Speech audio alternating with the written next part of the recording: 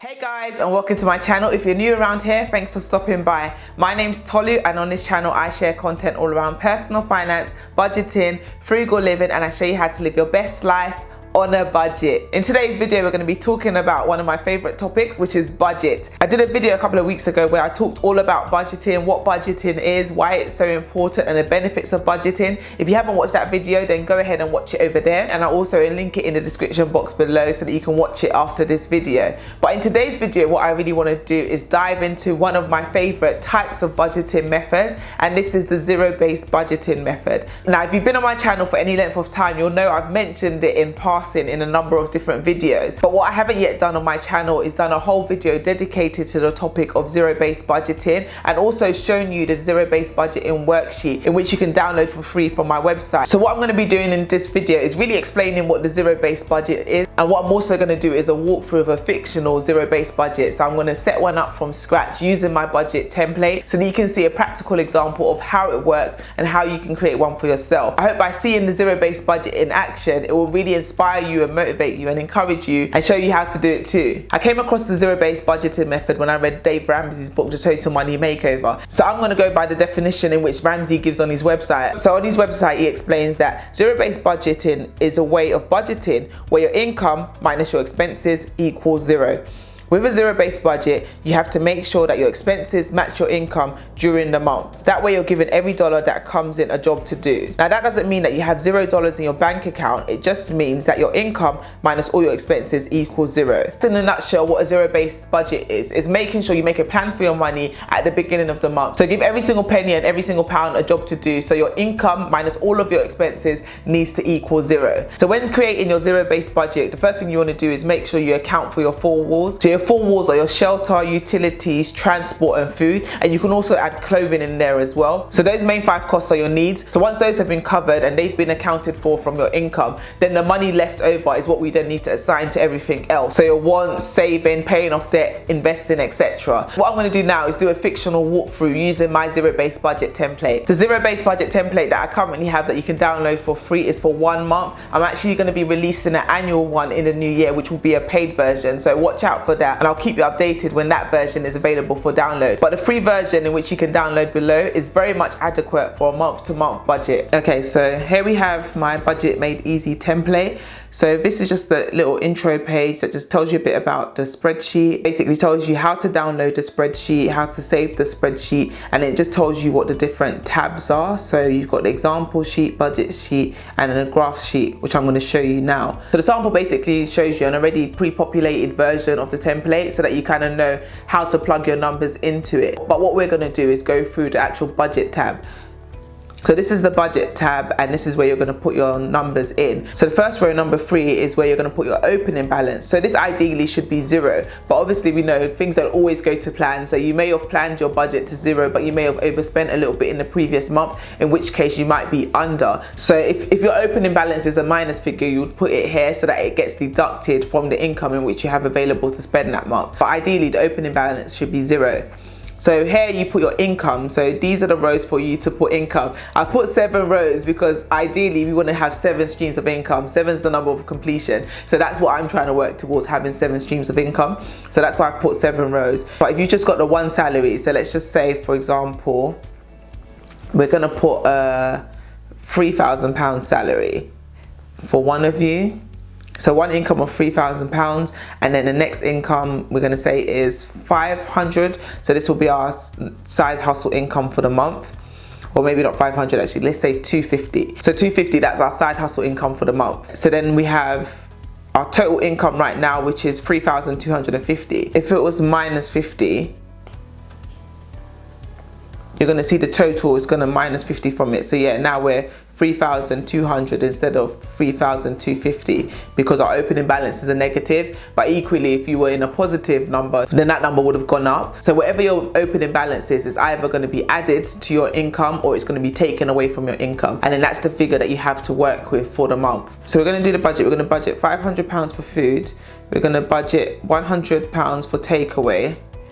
And we're gonna budget nothing for lunch. So £600 is our food budget for the month. And then next we're gonna move on to home. So let's, for argument's sake, say our mortgage is £900 a month. I wish. Mine is a lot more than £900, but let's just say £900. We're not going to put anything for mortgage overpayments just yet. Council tax is 150. So moving on to our utilities, our water bill, we want to say, let's just say, to make it simple, let's say £100 for water, £100 for electricity, and £100 for gas. And let's see where we are so far. So far of the 4 walls, we've done food, shelter, utilities, and let's go to transport. So transport, we want to put £100 for petrol for the month, and then car maintenance, we want to put £50 for the month, and then parking, we want to put £20 for the month. So those are our transport costs. So now we have a roof over our head, we have food in our belly, all our utilities are covered, and we have means of getting to work. So those are our 4 walls covered. So let's see how much we have left to put towards our wants and all our other expenses. So if you scroll all the way to the bottom, we can see how much we've spent so far. So we've already spent £2,120 of our budget that we have available for the month. So now we have £1,080 in which we need to allocate to the remaining budget categories. So then it's just a case of going back over the remaining categories and prioritizing them. Where do you want that money to go? If it was my budget, after covering my 4 walls, I would then try and put money towards debt repayment if I had any. So I'm gonna put 150 towards my biggest debt. Then I'm going to put minimum payments on all the rest of them. So let's say 20 on the next credit card loan, the minimum payment is 50, and my overdraft, I'm going to put 50 as well. So now we've allocated money to pay for debt for the month. So we have £110 left to allocate. So now I'm going to go back up to the top of my spreadsheet and look at the remaining categories and see what else I want to prioritize. So giving, I think giving is important, and I would want to give some money away to charity. I like to give away 1/10 of my income, so I would give 1/10. So we've got 320, which I would give to a charitable cause. And then if we scroll down, now we're down to 490. So we have 490 left, and we still want to allocate that to our different categories. So moving on to subscriptions, these are the subscriptions that we have and we want to pay them. So we're paying £15 a month for TV license, £7.99 for Prime, £20 for our mobile contract, £8, or is it £8 or £7 for Netflix? Let's just say £8. I don't actually know the price of Netflix. I'm just guessing how much I think it is. These are not real numbers. And then internet, let's say £25 for the internet. Audible, that's £7.99. Okay, so we've paid for our subscriptions as well now. Transport we did earlier. Fun and entertainment, so this is your fun money.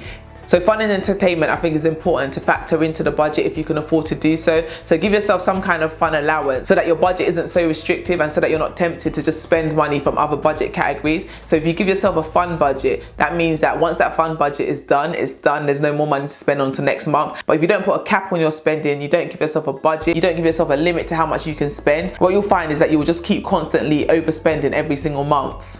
So let's allocate from our remaining money £100. £100 fund money for you, and for the child we're going to give the child £50 fund money too. So now I think we're going to be nearing the end of our budget that we have left. Oh, we're doing well. We're rich. We've still got £250 left that we need to allocate. Okay, cool. So once we've done that, so let's go back up. Hold on.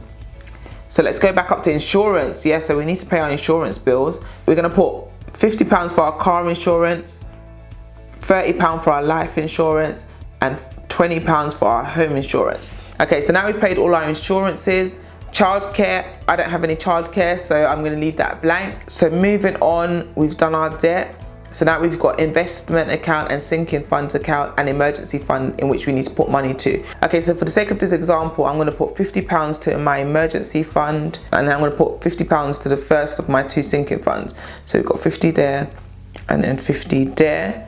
And I think, oh, we got £6 2p left. Okay, so we've got £6 2p left, and I'm gonna take that and add that to my second sinking fund. So instead of £50, in fact, I'm gonna make it £56 and 2 pence. So now when we scroll to the bottom, we can see that our account balance is 0. So that means we've budgeted our full salary. So that £3,200 has all been given an assignment to do. It's been allocated to all our various budget categories, and the balance is 0. So that's the first step of the process for the spreadsheet. So that's going through your budget, allocating the money to the different budget categories. And then at the end of the month, what you want to do is recalibrate those numbers. So see how well you did against the numbers in which you've budgeted. So ideally, like for like, the actual spend should equal the same as the budgeted spend. But that often isn't the case. There's times where you overspend in certain categories and underspend in others. This will let you really see how well you performed against the budget in which you set yourself. So what you want to do at the end of the month is populate all the numbers for how much you actually spend. So what I like to do is track my expenses on a monthly basis. So when I track my expenses throughout the month, it's easier then at the end of the month to come back to the budget and input exactly how much you spend in the different budget areas. But when you don't track your expenses, it's a bit more of a tedious task trying to come back and see how much you spent in the different areas. But if you've been tracking it as the month has been going on, then this task will be a lot easier to do. So what I'm going to do now is I'm going to populate the actuals with fictitious numbers. I'm not going to talk through every single fake number because I think you get the gist of it. So I'm just going to quickly go through, populate some numbers, and then I can show you the graph tab where you can see the like for like comparisons.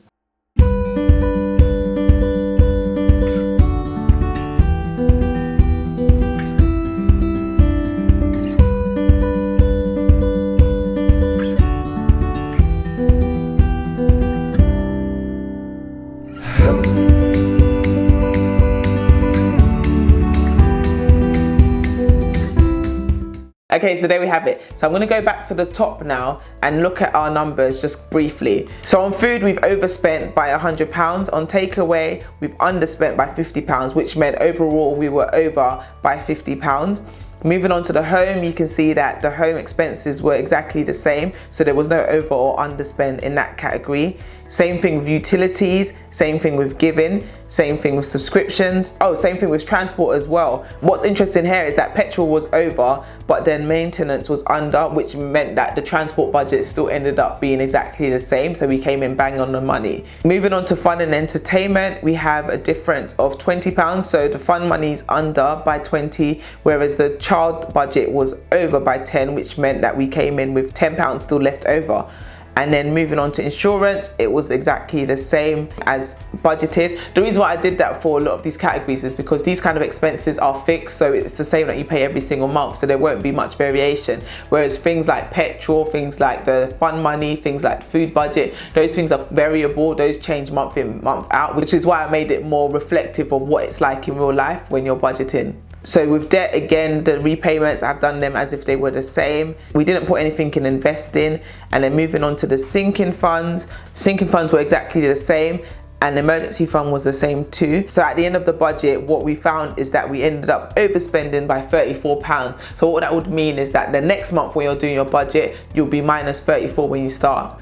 Okay, so moving on to the graph. So here you can see a summary of your different budget categories. So we've got groceries, home, utilities, giving, subscriptions, transport, fun, insurance, childcare, miscellaneous, debt, investment and saving, sinking funds, and emergency fund. So those are the different budget categories and how much we estimated and how much we actually spent, showing a comparison side by side. So you can see in a snapshot how much you spent versus how much you said you were going to spend. And then the pie charts show you the percentage contribution. So it shows you how much you estimated that you'll spend in your different budget categories. And then the one below shows how much you actually spent on those categories. So it's nice to see as a percentage how much we actually spend on our different budget categories. So then you can say to yourself, am I spending too much on transport? Am I spending too much on food? Am I spending too much on fun? And then you can kind of work out your percentages accordingly and then work backwards from there. And this chart I like to look at because it shows you how well you're doing with your budgeting. So it shows you how much you've estimated next to how much you actually spend in the different budget categories. So from this example, we can see that it was pretty much bang on the money except for groceries. Groceries was the only one that was significantly above the budgeted amount. So that's literally my zero-based budget in a nutshell. So if you want to download a copy of it, download it from the link below. All you need to do is submit your email address and then you can download a copy of the template for free and use it for your own budget. So that's my working example of a zero-based budget in motion. I've got a number of videos on my channel where I show you my budget and walk you through my zero-based budget for the month. If you want to see any of those, you can watch the playlist, which I'll link at the top there. But that's literally it for this video, guys. I really just wanted to explain what a zero-based budget is. It's such a simple concept, but an amazing concept, and will really help you to get a handle of your money. If you enjoyed this video, do me a favor and give this video a thumbs up. Subscribe to my channel if you haven't yet done so. Tell a friend to tell a friend, and I will see you tomorrow in another video. Thanks for watching, guys. Bye.